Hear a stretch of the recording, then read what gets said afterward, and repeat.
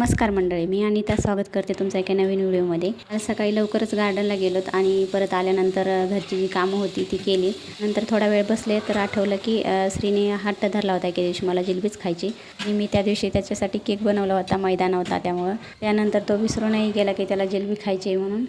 तर इथे जिलबी तर बनवायला घेतली पण त्यात कलर टाकायला नव्हता माझ्याकडे. जाऊ दे म्हटलं, कलर नसेल तरी चालते पण चवीला चांगली झाली पाहिजे. तर इथं मी पाक बनवून घेतला होता अगोदरच. त्यामध्ये विलायची पावडर टाकली, मस्त असा चिपचिपीत असा जसं गुलाबजामुन बनवतात तसंच पाक बनवला. आणि ते जिलबीचे काडेसुद्धा म्हणजे वाकडे तिकडे आले होते, त्याला आकार नव्हता व्यवस्थित. पण ती कढई अशी खोल होती आणि मला असे चटके बसत होते सोडताना. आणि ते मिठाचा पुडासुद्धा अगोदरच मी म्हणजे छोटा कट केलेला होता आणि अर्धाच होता. तर ते म्हटलं जाऊ दे कशी येऊ दे, पण खायला चांगली झाली होती, खूप छान झाली होती. आणि माझं दादूसुद्धा इतका एन्जॉय केलं पण. मच्छर झाली ना.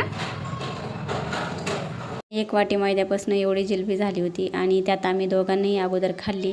वाटीभरच मैद्याचं बनवलं पण एवढा सगळा पसारा पडला होता भांडे घासायला.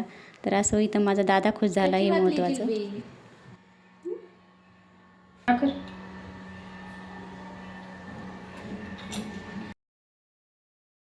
क्या बात है.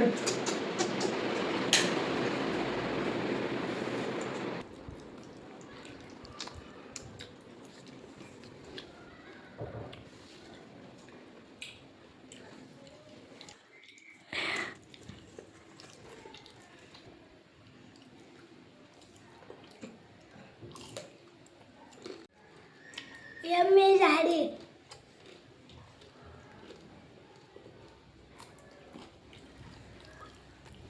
खूप छान.